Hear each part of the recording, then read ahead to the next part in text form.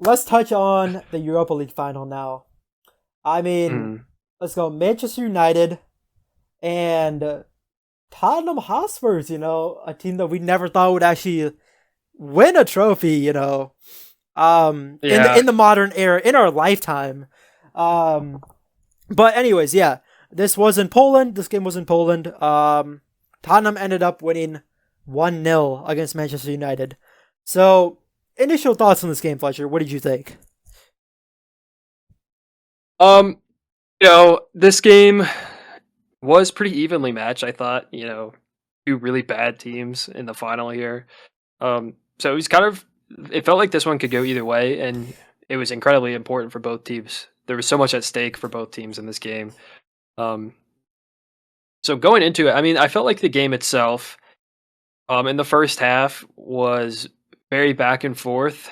It kind of felt like Man United were a little bit stronger Yeah. and had a little bit more talent, but Tottenham were able to generate some individual chances, especially from Richarlison, who played very well. I felt like in the first half of this game, and then obviously right before halftime, they were able to have that one moment, their one shot on goal, which Somehow really scored. wasn't a shot on goal. Definitely was an own goal, but Brennan Johnson got the credit for the goal. Kind of a terrible defensive mistake from Luke Shaw Yeah. and Onana, who really should have saved that goal. Just all around terrible. And also Brennan Johnson, to be honest, because he completely missed the ball when he was going for it and whiffed on it, which maybe helped him out a little bit because I think Onana was kind of expecting him to kind of redirect the ball towards the middle of the net, and he missed it, Yeah. and it kind of rolled into the corner. So all around, just shit goal from a shit final, but it felt pretty fitting, I guess. Tottenham were able to score right before halftime, and then the second half was pretty much all Man United. Tottenham had one really, really big chance. They had a 2-on-1 Uh, where Solanke got past the ball in the box. Would have had pretty much a 1-on-1 with the keeper, but his first touch was completely terrible. Um, Completely wasted opportunity. That I honestly thought that after that happened, I'm like, all right, it's Man United's definitely yeah. about to score, and this is gonna come back to haunt Tottenham, and it's gonna be one of those moments we all look back on and be like, if only he would have Oh, scored this. yeah. And it almost came true, because Bruno Fernandes on a long free kick sent the ball into the box, and Rasmus Højlund, or the Tottenham goalie, actually came out to play the ball, but didn't really get a clean clearance on it, and Højlund kind of headed it towards the net. It looked like it was going to go in, but Van der Ven, with the play of the game, with a crazy goal line Yeah. clearance, Oh my god. saved Tottenham's season, God. saved the goal. Rasmus Højlund just cannot score to save his life. And that was the big, big chance for Man United in this game. They had a few pretty decent chances on that, but that one, they definitely should have Oh scored. yeah. Kind of unfortunate that got cleared. Um, but yeah, I felt like Man United actually looked pretty dangerous at the end of the game. Uh-huh. It really was a pretty strong effort from Tottenham to not concede at the end there. It Yeah. kind of looked like Man United was going to score, but they didn't. And Tottenham ended up squeaking out a 1-0 win in a very poorly played final. But at the end of the day, no one's going to remember how poorly played this game was 20 years from now. They're just going to remember that Tottenham won a Europa League. So, Yeah. I mean, credit to them. I mean, oh my god. Yeah, I completely agree with you. I mean, credit to Tottenham. I mean, Tottenham fans, you should really have that Mickey Van de Ven save, kind of framed on your in your living room now at this point, because that save was. They should hang it in the Louvre, bro. I mean, it was that good, bro. But yeah, I mean, Man United, of course. Let's talk about Tottenham here. I mean, there's a lot to kind of talk about Man United and all, but let's talk about Tottenham first. Tottenham ended their 17-year trophy drought. It's been a while. It's been a long time. We were what, like 3 years old when that happened. So yeah, yeah, yeah, so it's been a while. So Tottenham fans, I mean, cherish this moment because I don't know when the next trophy's coming, but probably 50 yeah. years from now. Yeah. But yeah, totally. Yeah, Tottenham. That first half, I really did think that Tottenham was a pretty good side. Richarlison, I thought was arguably Tottenham's best player. He's kind of been Mm, like a joke. Richarlison just does nothing. He's just kind of living off that World Cup goal.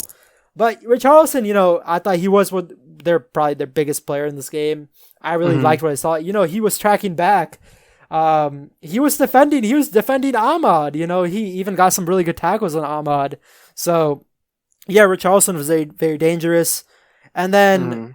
going to that Pape Sarr assist, that was what a beautiful ball from Sarr to send it in to Brendan Johnson, where Brendan Johnson scored. I mean, it definitely came out from Luke Shaw.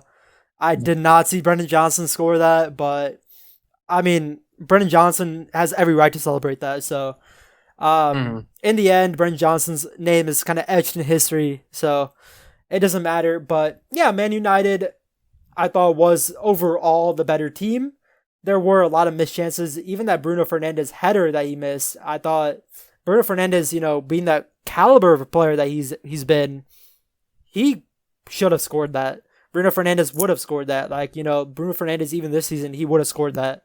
So it was just a really bad miss from Bruno Fernandes. And then the funniest moment, in my opinion, was that Solanke miss, which, I mean, I don't know about you, but I cannot find this. I feel like I cannot find this on the internet anywhere, even on like the official highlights, TikTok, nothing. I feel like this has just been like scrapped from existence. But yeah, it was such a bad sequence, I guess, from like just Solanke, man. I mean, but in the end, I mean, just forget about it, Solanke. You just won a Europa League, so. Yeah. And then at the very end of the game, another really funny moment for me, from what I saw, was it was the last kick of the game, I think, where Casemiro and Garnacho kind of used like the power of friendship, and they both did a bicycle kick to try Oh to my win the god. game, and I actually thought it went in.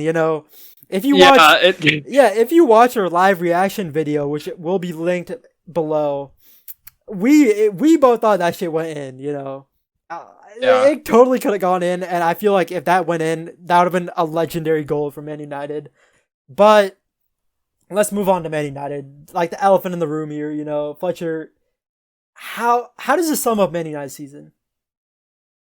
Well, I feel like going into this game, both these managers really had kind of both their auras on the line going into this one. With Ainge, I always win things in my second season, versus Amarin, unbeaten in Europe. Kind of stoppable force versus movable object. Final.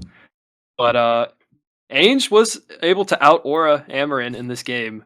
So he stays with Tottenham. At least for now, he might still get fired Yeah, apparently, but you know, it seems like he will. He did say during the parade, third. the third season's always better, Yeah, which would be hilarious if he got fired now. no. So, but I think talking about Man United, first talking about Amarin's kind of lineup that he rolled with. The big controversy with this one was him going with Mason Mount on that left wing instead of Garnacho, which was pretty surprising.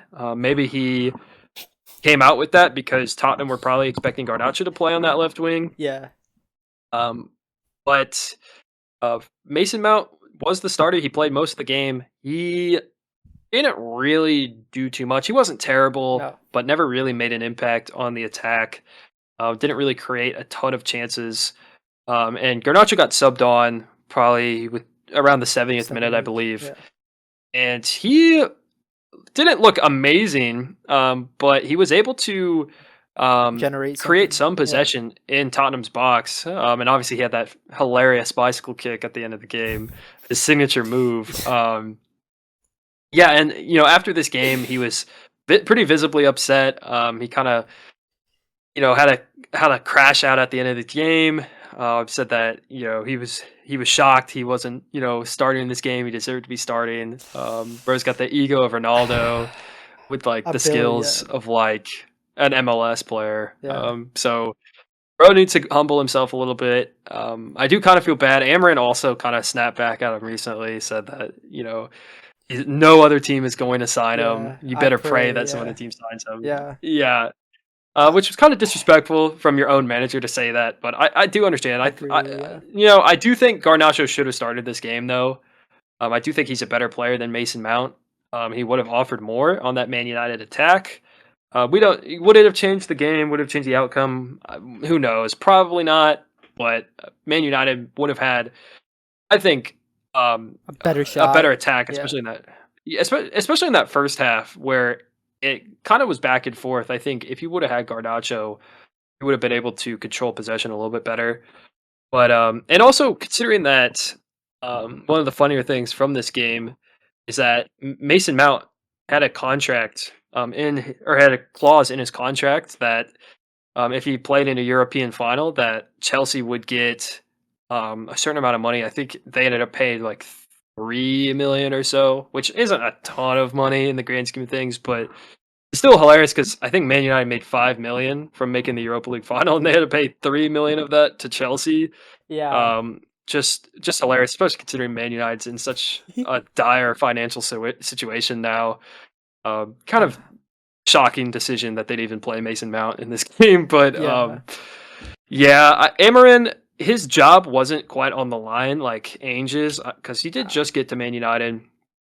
But I mean, since Christmas, Man United they did win their last game of the season, even though it was pretty controversial. They probably should have lost that game to Villa. They yeah. kind of got lucky with a terrible referee decision, but Uh, they did finish the season with 12 points since Christmas, which before the final game of the season against Villa, they had the worst points per game in the brand. in Premier League history since Christmas. It was like point 0.9, not even. It was something ridiculous like Yeah, that, which was worse than like the Derby County, who was like the worst team in Premier League history. And that is just unacceptable for a team like Man United with the second highest wage bill in the league and the highest transfer spend over the last 10 years to be that bad.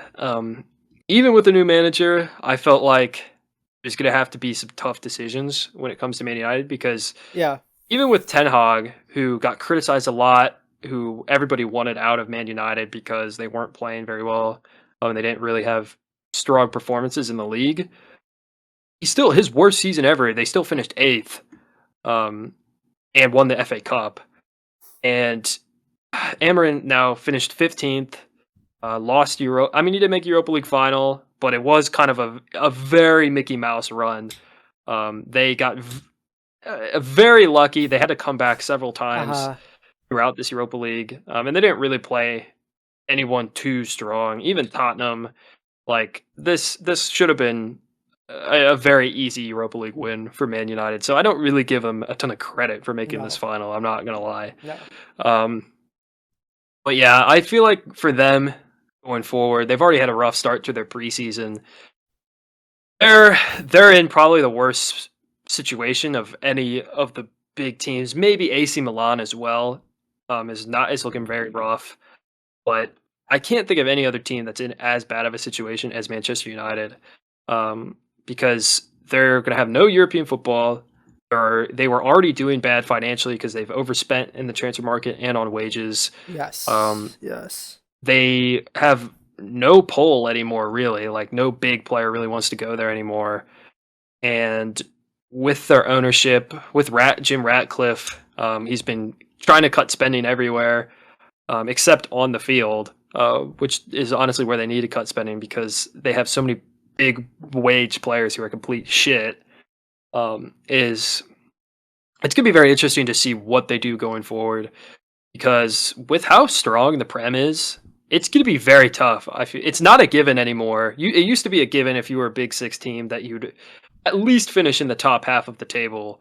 But that is just not the case anymore because there's so many strong teams with the rise of, Mhm. Aston Villa and Newcastle and Brighton and even like Nottingham Forest and Crystal Palace this season. It's just the Premier League is so tough, and I feel like Manchester United is in for a very rough season again next year unless they are able to really turn things around in the transfer window, which they are getting Cunha, which is a pretty big deal. But I don't know how much they're going to be spending in the transfer window. So it's going to be interesting to see. I think Amarin, he's honestly what's really helping him at this point is their financial situation and the fact that they really don't want to have to fire another manager because they really can't afford to at this point. They're paying him a ton of money, No. or they had to pay a Yeah. ton of money to get him from Sporting, so they really can't afford to fire anyone. So I don't know. I'm kind of loving this downfall of Man United. It's fully deserved in my Uh, opinion. Um, the second biggest team in England, now kind of completely fallen off. Is yeah. kind of awesome to see. So um, Yeah, I mean, I do think that like yeah, this Europa League final it really just sums up Man United's season. Just an overall just a season to forget for Manchester United fans. Um, mhm. and I do think like going talking like post. We'll probably talk about this more in another video or something, but I'll just touch on this. But yeah, Man United, of course, they haven't had the best of starts to their preseason, of course, which I don't understand why you're playing a preseason game right after the Premier League. Like, let your players rest, let them forget about Mhm. this diabolical season, and then come back fresh in July, ready to come back and work to do something better. But yeah, I completely don't understand this tour. But yeah, they do need the money, so I guess that's like the biggest thing is that they need the money from this preseason tour. But yeah, they're going out and then losing to the Asian All Stars, losing some guy named like Juninho, bro. Um, but Yeah, yeah, bro. and then I mean, Man United didn't go trophyless at least this year. They did win like the defining education cup in Hong Kong or something. So Mhm. they didn't go trophyless at least. But anyways, They yeah, still almost lost that game. yeah, They they were only losing at halftime. yeah, not convincing at all. But yeah, anyways, I feel like one of their biggest things this season, or like in this kind of like off season now, is Bruno Fernandez. He's like your biggest player at this point. Like he is the player at Man United. Without him, they probably would have gotten relegated. Actually, yeah, no, yeah, not even probably. They would have gotten relegated without him. Um, and yeah, there has been that Al Hilal offered him Man United 100 million for him. So now, Fletcher, what would you if you were Amarim, right? What would you do? Would you consider this? Like, would you accept this? I mean, Bruno I Fernandez am is 100. over 30 now. Yeah, I would have 100% accepted this. I think it's insane that they turned this down because this was kind of a get out of jail free card.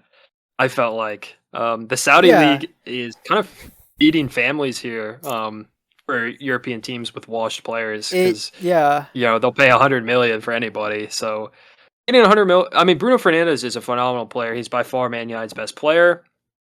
Um, again, like you said, they probably would have got relegated. Genuinely would have got relegated if they didn't have him.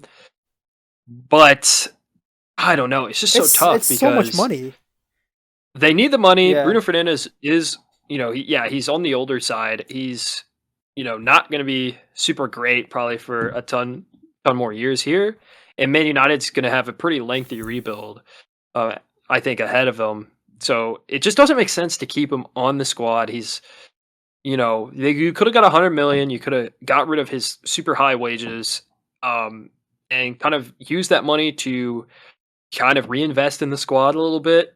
Um, because Man United's gonna be terrible again next year. I yeah, don't see a world no, where yeah, they're that much better. I, So you might as well get rid of Bruno Fernandez, get cash out while you still can, while his value is still high, and especially when you need the money. Like Man United is in a position where they need the money. They can't really afford to turn down these deals like that. And I also saw Bayern Munich is also interested in getting Bruno Fernandes, not for 100 million, but probably for I don't know. I could see him, like 60 mil yeah, or 60, so. 70 mil. But Which I yeah, even that I yeah. don't think is a terrible thing. Like 70 mil for Bruno Fernandes is a pretty good deal. At the See, end of the day. if I was Bruno Fernandez right now, first things first, I would have a conversation with Amarim. Like what are the plans for next season? Because Bruno Mhm. Fernandez has come out and said that he wants to win. He wants Man United to win. So why would he be staying if Man United is destined for nothing in these next couple of years? So Bruno Fernandez is kind of just like the stallion in like the fucking like just a flock of sheep. He's just ass. Just the team is just ass Yeah. around him. I mean, Yeah, Bruno Fernandez, if I were him, I'd talk to the manager, see what Amorim's plans are with this team. But even with that 100 million, I don't know what Man United could actually do with that. Like, of course, you did talk about this earlier where no big player wants to come to Man United. Like, literally, Man United are the joke of the league. Like, even like Victor Osimhen, I mean, he has been linked with Man United, but what are the odds that they actually get him? Like, nobody else wants to come to Man United. That's the biggest thing. Like, if you're a developing player, you don't want to go to United.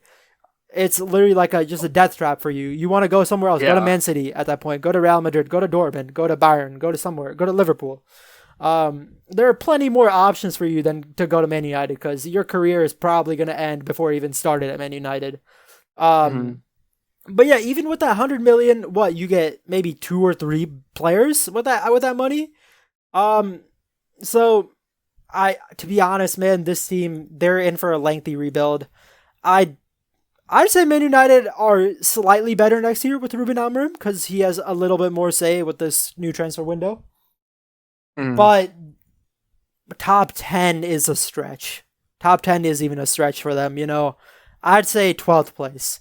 Like that's where I they're could see like that. Yeah. like they're just like a middle of the pack type of thing. And yeah, I don't want to go too in depth with Man United because I feel like we're going to talk about this later in another video. Hmm. So yeah, Man United is not in a good spot, and they really need to like get their shit together, like dead ass. Um, but you want to move on here to our final UEFA game, UEFA Conference League. Real Betis versus Chelsea, and Chelsea ended up coming back from 1-0 down and scoring 4 goals on Real Betis to win the Conference League in a game Hmm. that now Chelsea has won every single UEFA competition. Now Fletcher, in my opinion, this is a really big. I mean, this is a really big milestone for Chelsea, of course. But is this really a big something to brag about here? We've won every UEFA Cup. When a team like Chelsea, you should be you should be in UCL or at least Europa League to begin with. I feel like with a team of this caliber, of Chelsea's caliber, you should be in the you should not be in the Conference League. It's like if Real Madrid was in the Conference League and we were flexing our Conference League trophy, like you're not expecting Real Madrid, Barcelona, you're not expecting these teams, Bayern Munich, to ever play in the Conference League. So Hmm. I mean, this is a big win from Chelsea, of course. Like I'm not taking anything away from this. They deserve this win. But completing the UEFA, what is it, quadruple or whatever. I don't know how many trophies they've won. I think they won 4 UEFA trophies, all 4 of them. Hmm. So I don't think it's that almighty proud that they should be like celebrating it. No, I agree with you. Chelsea, they did finish sixth last year, which usually that's Europa League, Yeah. but because Man United won the FA Cup, they got knocked to the Conference League. And I mean, yes, I don't think it's that big of an accomplishment for a team like Chelsea to win the Conference League. Like, Conference League was created to give smaller teams a chance to actually Uh. win a European trophy. So Chelsea there just it's like if like Man United got relegated and then they won the championship and we're flexing that like yeah, it's a trophy, but like you shouldn't have been there in the first place. So Yeah. it's not something to really celebrate. But it is they were heavy favorites going Oh into yeah. the Conference League, and they got it done. They won it pretty easily. I mean, they didn't really have too much of a challenge. It kind of looked at the start of this game, Real Betis uh, actually looked pretty good. Yeah. They scored the first goal, but they were pressing a lot. They were playing really hard. Chelsea really couldn't link anything together possession wise. They kind of looked underprepared almost, and Mhm. kind of maybe a little fatigued going into this game. They did just play a game the Sunday Yeah. before The this Sunday. final against Nottingham, like a huge game against Yep. Nottingham. Um, and the lineup they brought to this game was they played pretty much their B team throughout the Conference League, and then the final they used pretty much their main starting lineup, which was a big talking point by the commentators during the game, Yep. especially when Chelsea kind of struggled early on. There's kind of a little bit of a debate of whether they should have just stuck to their B team because that team got them to the final. A lot of people felt like they deserved to play, uh, but at the end of the day, the Real Betis had a very strong start to the game, but as the game kind of moved on a little bit and Chelsea settled into this game, it was pretty clear that Chelsea was the better team. And I mean, that second half was just brutal. I mean, it's kind of what we expected a little bit. I didn't expect Chelsea to win 4-1. I thought this would be a little bit closer, but I mean, Chelsea completely dominated that second half. It looked like two teams that were just no match for each other. And I mean, to be fair, on paper they really weren't. I mean, No. Real Betis' best player was Anthony, which I know it's kind of a meme, and he'd played well. He was in good form, but I mean, when he's your best player, it's just not a good sign, especially against a team like Chelsea who has so much depth and so much attacking power, and their bench is just ridiculous. You get no breaks from a team like Chelsea, and No. they get better and better as the game progressed. Um, Yeah. the big change that Chelsea made at halftime was subbing off Gusto, who was getting cooked at right back, and bringing on Reece James, who I felt like had a very, very strong game. Obviously, he's probably the most experienced player on Chelsea at this point. He's a veteran player. He's been there the longest. He's won. He was on that Champions League team. Hmm. And it felt like when he came into the game, he kind of calmed down that back line of Chelsea that was kind of getting Swiss cheesed a little bit. And after he came in, I mean, Real Betis just could not generate anything. Yeah. Um, Yeah. and I mean, Cole Palmer who was kind of getting shit on by the commentators in the first half. I didn't think he played that badly in the first half either. He was kind of just a mid, Hmm. but that second half was special from him. He showed why he's one of the best young players in the world, even though he struggled the second half of the year. He had two phenomenal plays, two phenomenal passes that both led to goals within like 5 minutes of each other. That Yeah. gave Chelsea a 2-1 lead. And after Chelsea took the lead in this game, it was pretty much It was over. I close. mean, Yeah. Real Betis they had put everything they had into that press early on, trying to get that first goal, which they did. And then their game plan was kind of just park the bus, play a low block, and hope for the best. So Chelsea scoring 2 goals, taking that lead, forcing Betis to change their game plan. It was just barbecue chicken at that point. It was over. Uh, And then Chelsea were able to score 2 more. Honestly, they probably could have scored more goals in this game. I mean, Nicholas Jackson had an awful miss. Staker. So bad that he had to fake an injury. It was that bad. So, I felt like this was a pretty dominant Chelsea Yeah. performance from Chelsea outside of kind of a sluggish start to the game. Yeah, I completely agree, and it's such a heartbreaking loss from Real Betis. I mean, I thought Real Betis' best player of the season was probably Isco, actually, in my opinion. Yeah. Isco, a player that came from Real Madrid.